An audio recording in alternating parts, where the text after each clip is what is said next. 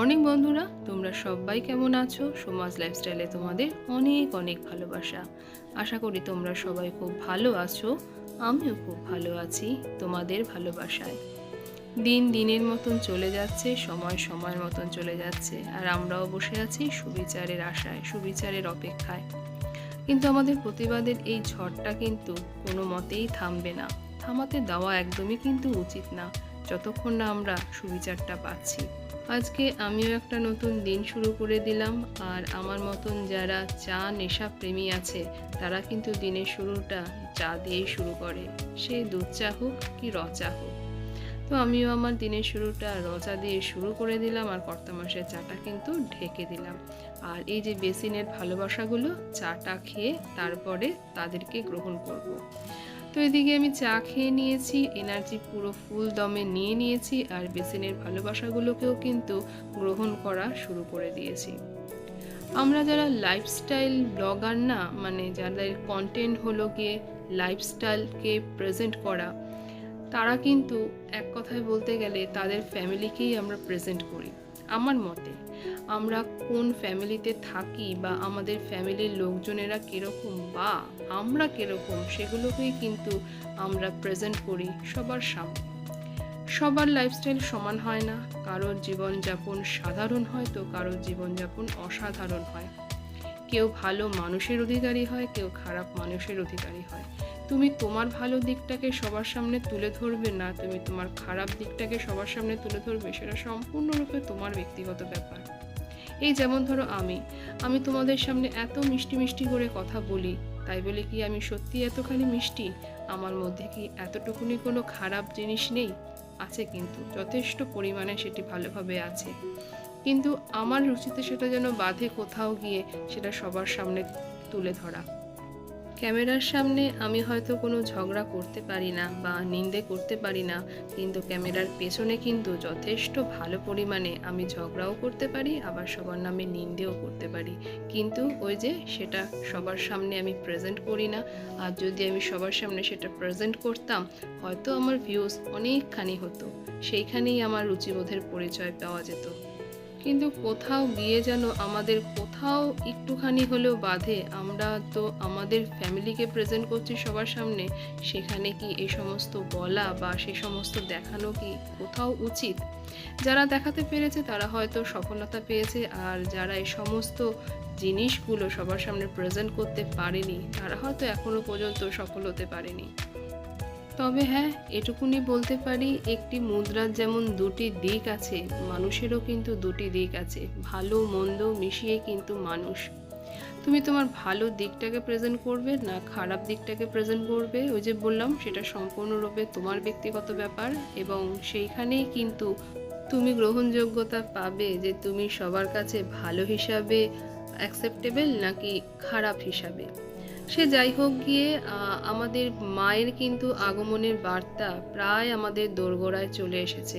কিন্তু গত বছরও কিন্তু আমরা মায়ের আগমন বার্তায় যতটা আনন্দ প্রকাশ করেছিলাম বা আনন্দিত হয়েছিলাম, এবছর কিন্তু আমাদের সেই আনন্দটা কোথাও হলেও ফিকে পড়ে গেছে।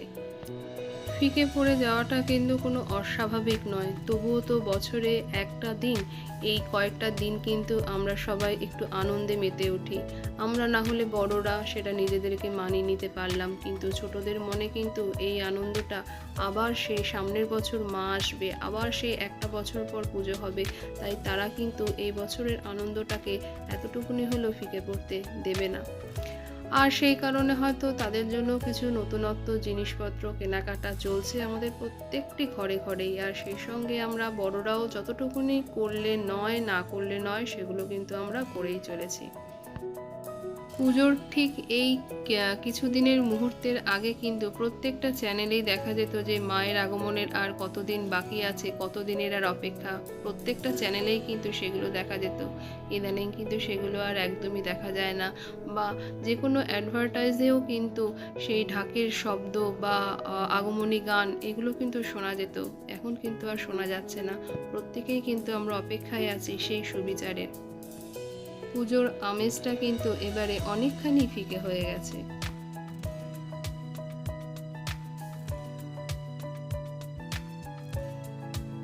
শ্রীমতী অনেক দিন থেকেই বলছিল, মাম্মাম তুমি অনেক দিন হয়ে গেল কেক করছো না, তবে আজকে আমার ইচ্ছে আছে কেক বানাবো।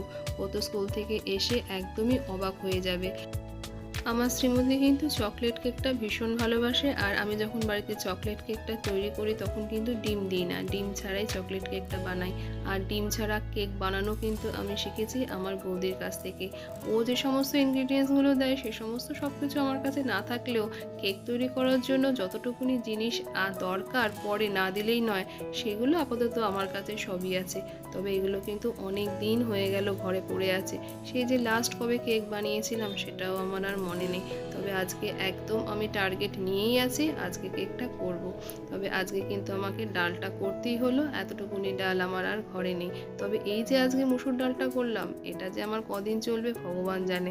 কিন্তু ফুরিয়ে গেলে না, যখন আবার নতুন করে ডাল করি, অল্প করে আমার আর করাই হয় না।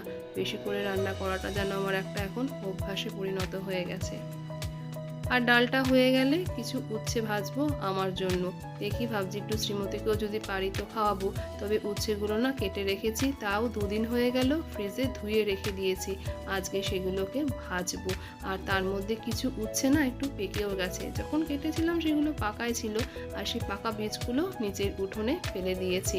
দেখি কদিনে সেই গাছগুলো বেরায়। আর যখন উচ্ছে গাছটা বেরাবে বা উচ্ছে গাছে যখন কচি কচি পাতাগুলো হবে না, সেগুলোর বড়া খেতে কিন্তু বেশ ভালো লাগে। আর দিদি কিন্তু সেই পাতা দিয়ে বড়াটা বেশ ভালো করে। আমি তো আর এই বড়াটা যখন ভাজা হয় ভাতের অপেক্ষা আর করি না, গরম গরম যখন দেয় আমি গরম গরম এমনিই খেয়ে নিই। দেখো বেশ খানিক উচ্ছে কিন্তু পাকা, তবে বেছে বেছে পাকা উচ্ছেগুলোই আজকে ভেজেছি। আর যে কটা কাঁচা উচ্ছে রয়ে গেছে সেগুলোকে অন্যদিন ভাজবো। আর পাকা উচ্ছে দিয়ে ভাত খেতে কিন্তু বেশ ভালো লাগে। আমি তো ভাতের মধ্যে উচ্ছেগুলোকে নেব, আর অবশ্যই ঘি আর ঝাল করে কাঁচা লঙ্কা দিয়ে খাবো। তেঁতোটা কিন্তু খেতে হয় ঝাল ছাড়াই আমি জানি, কিন্তু ওই যে স্বাস্থ্যকর খাবারগুলোকে অস্বাস্থ্যকর করে না খেলে আমার তো তৃপ্তি হয় না। তো চলো, এদিকে ভাজাটা হয়ে এসছে প্রায়, এবার এগুলোকে আমি তুলে রাখবো।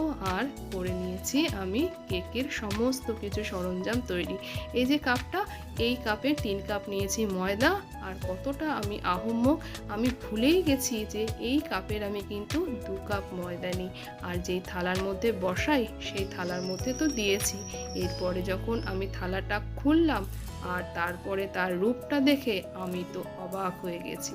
দেখো কেকটা ফুলে কতখানি হয়ে গেছে, এখনো অনেকখানি হবে, অনেকটা আরো ফুলবে, কিন্তু ওর এতটুকুনি জায়গা নেই। আর আমি তো গ্যাসেই করি, কড়াইয়ের মধ্যে। এবারে ঢেকে রাখি, দেখি কতক্ষণে হয়। আর আমার মনে হচ্ছে আজকে কেকটাকে নিয়ে একটু দুর্ভোগেই পড়তে হবে।